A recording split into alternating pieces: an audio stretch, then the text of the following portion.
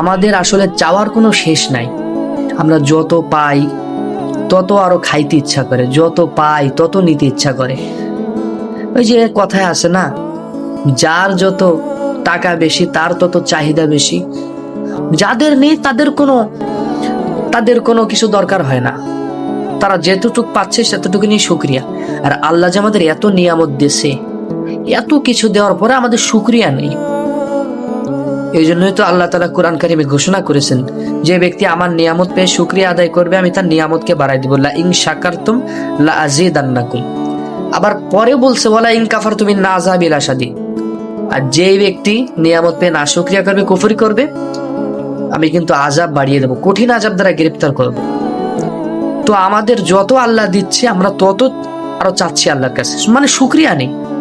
আল্লাহ যে আমাকে এটা দিছে, অপরকে এটা দেয়নি, এটার শুকরিয়া নেই। আমরা কি দেখতেছি, যে এতটুকু দিলা আর দিলা না, শুকরিয়া নেই।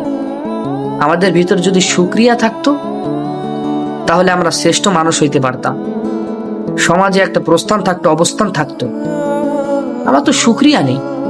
ওই যে আমাকে এত দিচ্ছে বলে আমার আরো চাহিদা বেশি, আর যাদেরকে আল্লাহ কম দিছে তারা অতটুকু নিয়ে সন্তুষ্ট, তাহলে তাদের থেকে তো আমরা অধম।